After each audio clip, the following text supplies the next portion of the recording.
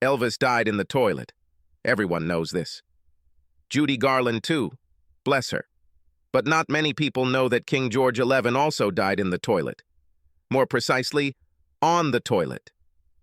I am a historian, so it seems fitting that my life would end in the same way. Of course, I may not die. I think I had a stroke in the toilet of my favorite harborside pub. Now, I have a really bad headache. There are probably worse ways to die. I've just had a great meal and a pint of my favorite ale. Many men would be happy to meet their maker after this. What a pity that I had to overhear Ben Mortimer discussing how great sex my loving wife Mim is. What gorgeous breasts she has. What a great kisser she is. After 32 years of marriage, I knew all this, of course. But I would like to die without knowing that someone else knows it too. It's even harder to realize that a 19-year-old knows this boy. A boy I once taught. Of course, I may not die. I can survive. If I survive, I'll teach Ben Mortimer a lesson he'll never forget. Little asshole. I don't often go to the pub alone, usually with friends or Mim. But that time, she was visiting her parents for an overnight stay. So in order not to cook for myself, I decided to have dinner at the pub. Steak and potatoes, if anyone is interested. I am a history teacher at a local secondary school in North Yorkshire. I've been working there for over 30 years. I often teach the children of the same children I taught before. Haven't taught their grandchildren yet, but that's probably not far off. I noticed Ben Mortimer and his friend Kieran Yates propping up the bar. I quickly did the math and realized that about 3 years had passed since I last taught them. They are now over 18, so they are allowed to drink. After the meal, I walked over and chatted with them to see what they were up to now. It turns out they both work in a cookie factory just like Mom. They are in the workshop, and she works as the secretary to the managing director. Kieran chuckled into his beer when I asked if they knew her.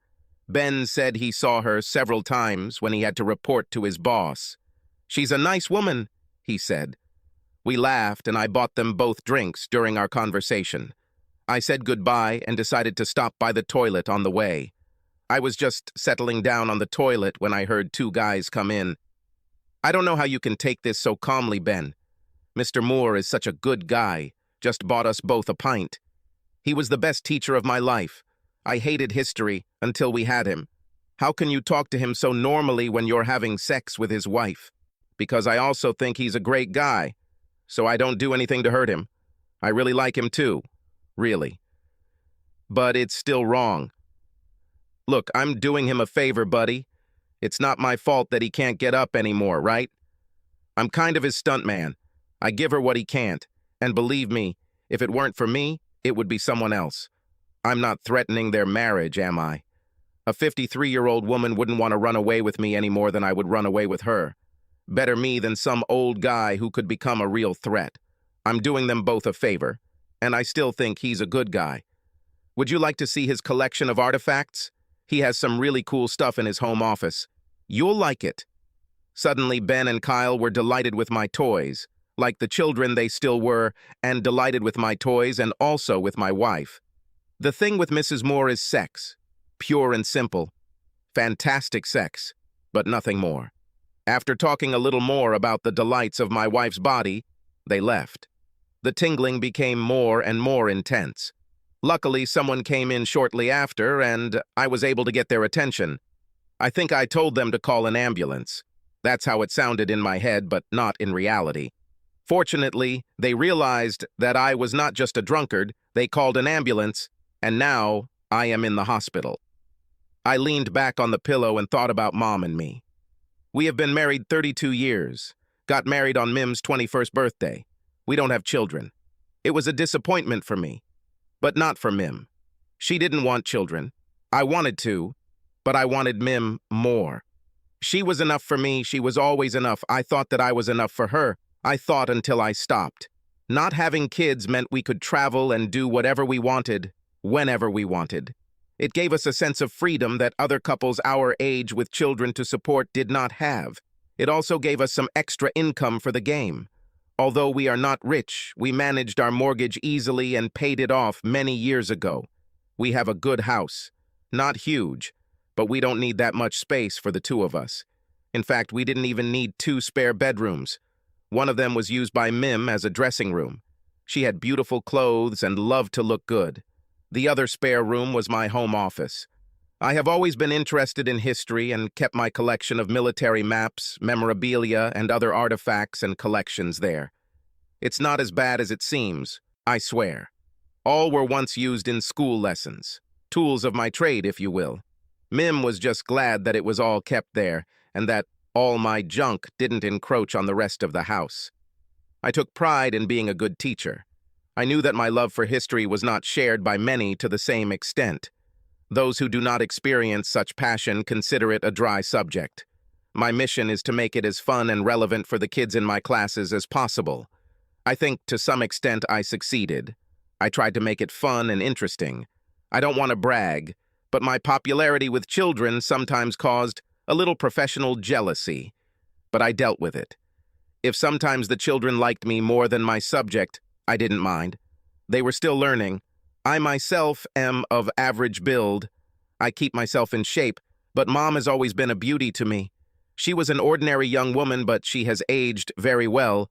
She always had big breasts. When we first met, she complimented me on how I always looked into her eyes. Most guys stare at her breasts. I didn't want to admit that I was just really good at looking at them every time she looked away. Every time. Her breasts had fascinated me since we first met 34 years ago. I respected them.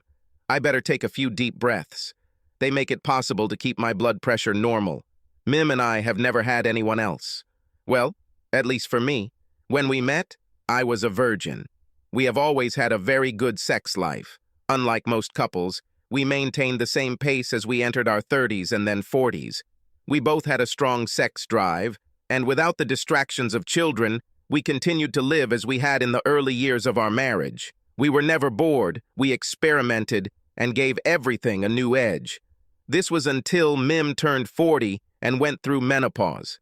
It was a very hard blow. She really didn't take it very well. At this point, our love life stopped completely. I wasn't even allowed to touch her. If I tried to hug, then I only want one thing.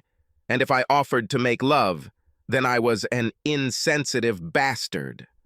Don't I guess how she feels? Well, no, I had no idea, but as a loving husband, I tried my best to support her. So we went from a very busy sex life to a dead bedroom. There was no sex for 2 years. I suggested putting a bed in my office to leave her alone. To be honest, I thought she would be happy. She could set the bedroom temperature to her desired temperature and not be afraid that I might pounce on her at any second. When I suggested moving temporarily, I became the personification of evil.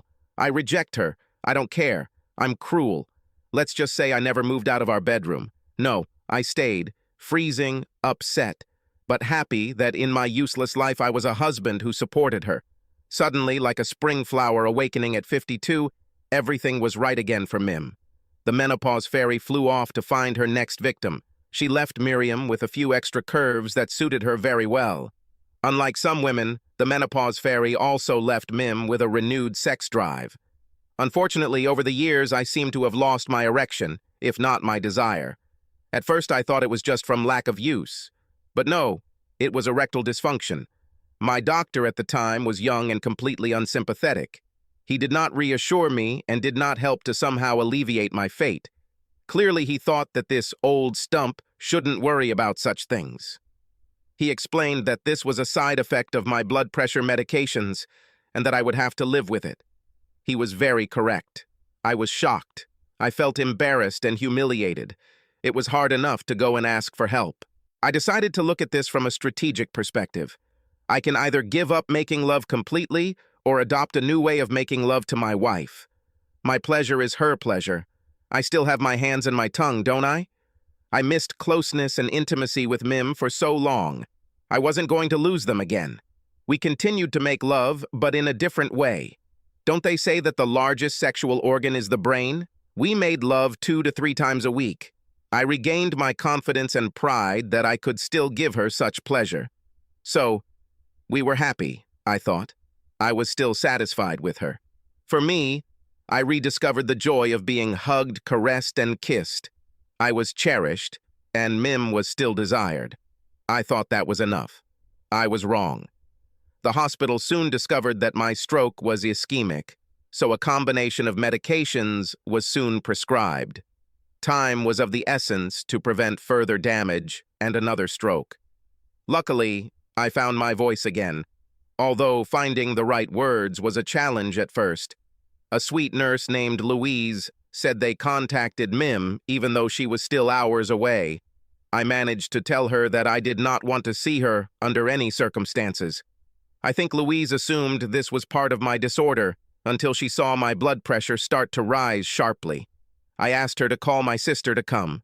She was local, and I knew that in any case she would arrive much faster than Mim. She protected me as a child, and I knew she would be there for me.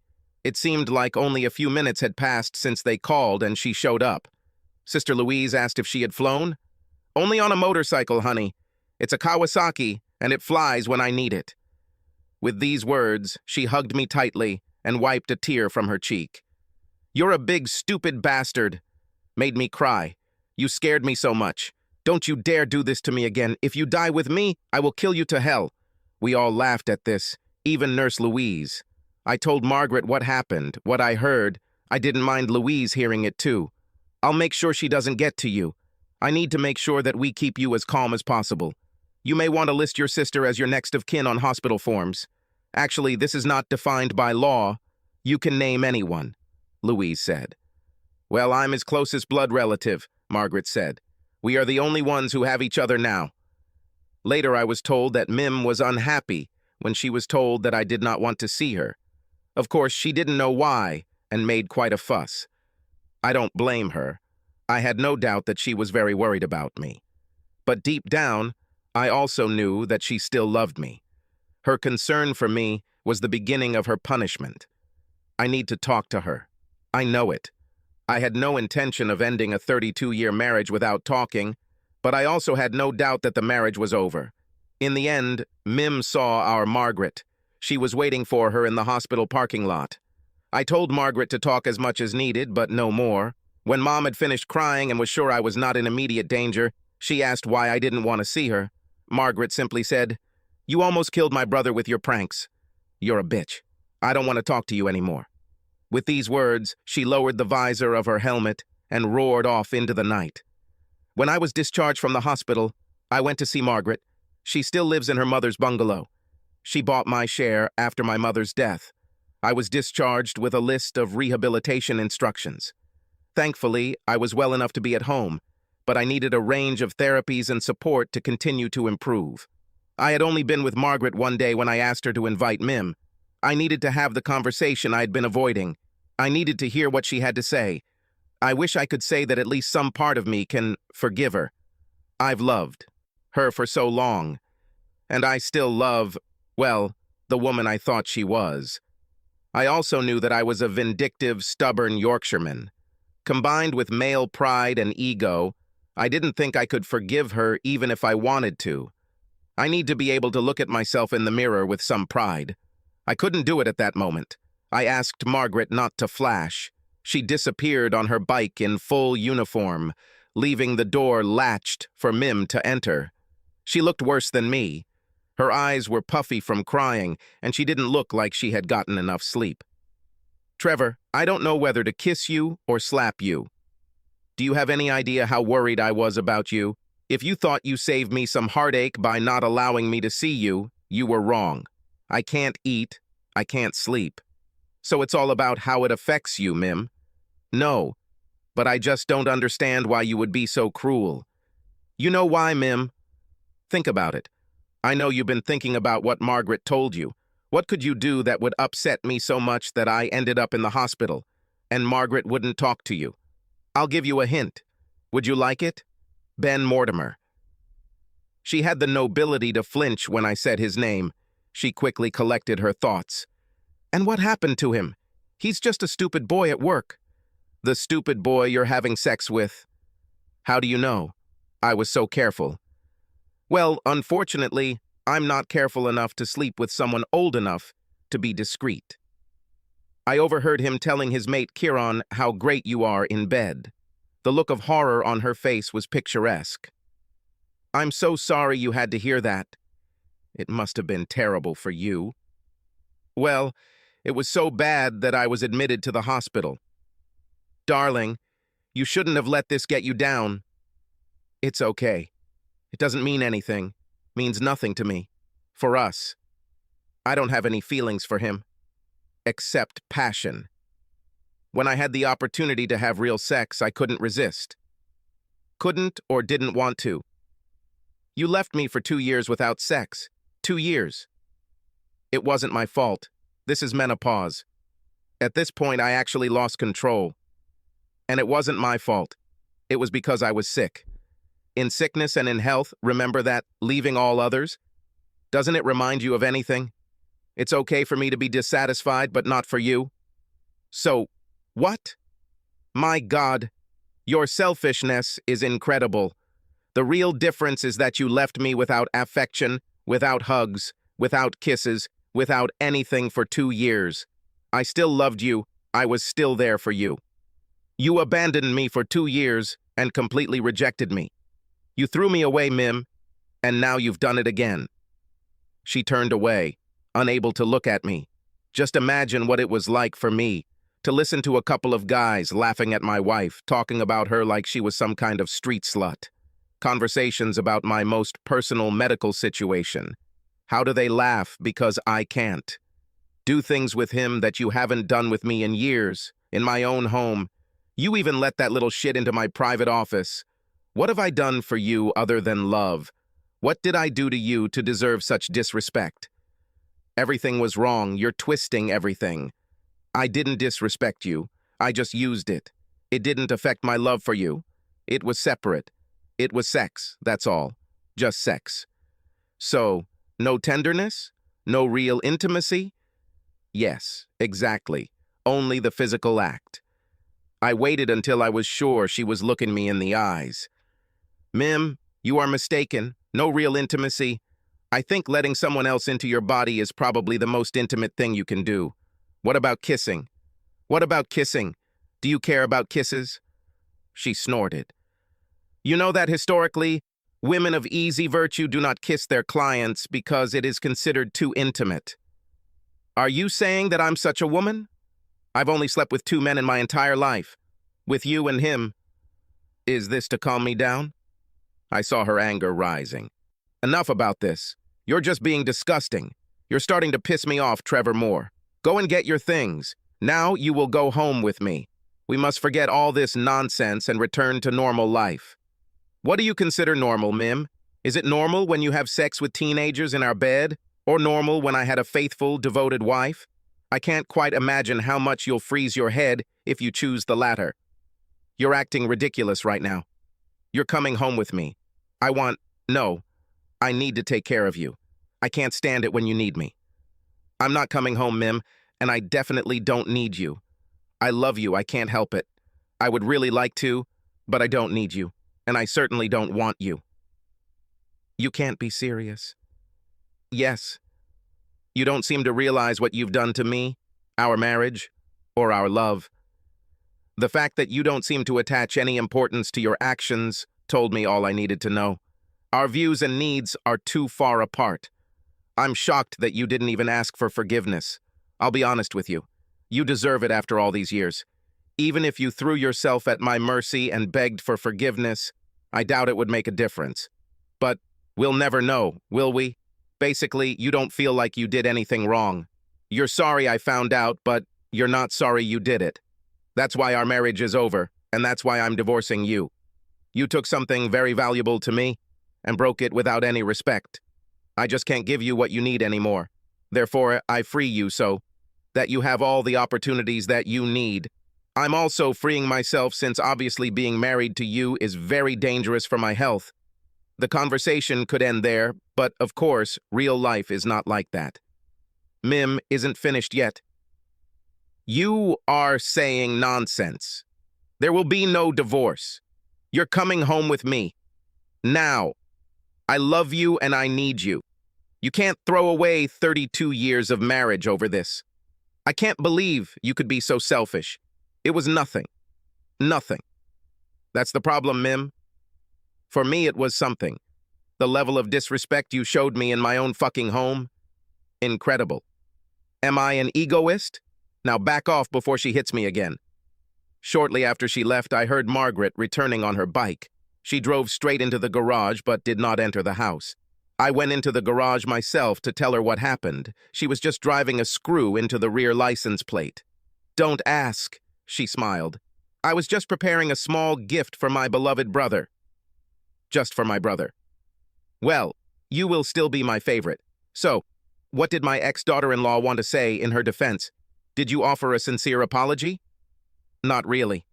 No, I do not think so. She was always a smug bitch, although you couldn't see it. Come on, baby, onwards and upwards. I'll make us a cup of tea. A few days passed when I read in the local newspaper that Ben Mortimer, 19 years old, fell down the stairs in the old town. This staircase was very dark and narrow, sandwiched between rows of Jogian terraces. It led down to the embankment, and she was very popular among the drinkers who lingered on the way home. It stank of urine. Poor Ben. Broken leg, collarbone, lots of ribs and covered in urine. Shame. There was a photograph of him. He looked terrible. Wasn't it lucky that this happened while I was with Mim? Isn't it lucky that the police haven't yet found a possible witness to the accident? Tall guy in motorcycle clothes. Thank you for the gift, I said, handing Margaret the newspaper. I have no idea what you're talking about, she grinned. Here's a gift from me. I opened the box she handed me and found a small selection of medals from the First World War. I thought you might like them. I found them in a store in the old town. Mim and I, of course, divorced. She resisted a little. She never seemed to get over the shock that I couldn't just accept her infidelity. After selling the house, we both bought apartments at opposite ends of the city. Our paths crossed surprisingly rarely. I returned to work. I admit that I had a hard time that first Christmas. I put on a show at work, drowning my sorrows, I guess. One of the young guys, Darren, took me home, and I told him my story. His reaction and the support he gave me convinced me that any man in my place would have done the same. I still retired alone. Margaret and I spent a lot of time together until she packed up and retired to Greece. I still saw her over the holidays. For a while, life became a little boring, although I was still interested in my story. At 65, I had a new neighbor, Brenda. We became good friends, companions, and, in the end, more than that. We fell in love. The intimacy between us grew until we were sleeping in the same bed and making love in our own way. One night, quite early in this new phase of our relationship, something happened, literally. Of course, we didn't waste any time. I rushed to the doctor as soon as possible to find out if this was an isolated incident. There was an elderly doctor there who was shocked to learn that I had received so little support in the past. He was also saddened to learn that my erectile dysfunction played a major role in the breakdown of my first marriage. With his help, and with a slight change in medications, getting and maintaining an erection is no longer a problem. Everything was settled by the time we left for our honeymoon. This was 10 years ago. We are now 75 and still love each other very much. As far as I know, Mim never remarried. She left after I got married again. The last time I saw her, she was very angry. There was a toughness and hostility in her that was not there before. This happened right after Brenda and I got engaged. We were sitting in our favorite cafe drinking coffee when Mim appeared. I introduced them, and Mim said something so angry that it took my breath away. Well, I hope you can live without full-fledged sex, because he hasn't been able to for several years. I think, dear, that he may just need the right woman. He definitely gave me something very hard this morning before breakfast, Brenda said with a grin. Mom looked at me. Is it true? Yes, really, Mim. It turns out I just needed to be with someone loving and selfless who actually cared about me. With these words, Mim left. Jealousy is a terrible thing. I don't know. One day, I experienced it very acutely. Let's hope she found what she wanted. I finally found a loving, faithful wife. It's strange, but Ben Mortimer is now our postman. He is almost 40. He was horrified when he saw me open the door to our apartment for the first time. He apologized for what happened, saying that at the time he was just a stupid, worried boy who didn't know any better. Now he is happily married, and he is even more ashamed of what happened. Especially because you have always been my favorite teacher. I'm so ashamed of what I did. I will always regret this. I told my wife everything when we were dating, and she was so disgusted when I brought it up. It took me a while to convince her to marry me, as she said that she could not be with someone who did not respect the marriage vows. In the end, I convinced her that I had learned from my mistakes. I hope that over time I can convince you of the same. That's not necessary, Ben. This was 20 years ago. Ancient history. I appreciate your apology. That's more than I've ever gotten from Mim. In any case, we all moved on. How about being an old teacher and former student again? Then I did something I never thought I could do. I shook his hand. I also managed to slip into the conversation that my medical problems had long been resolved. I think I confused him. People really don't like to think about retirees having sex. Now, when I see him, we laugh and joke. I always tell him when he leaves to be careful on the stairs. Subscribe to our channel so that your second chaff doesn't cheat on you, and go ahead and listen to the next story, because this story is nothing compared to the next one. If you're under 18, don't even think about listening to the next one. Listening to the next one. Listening to the next one. Listening to the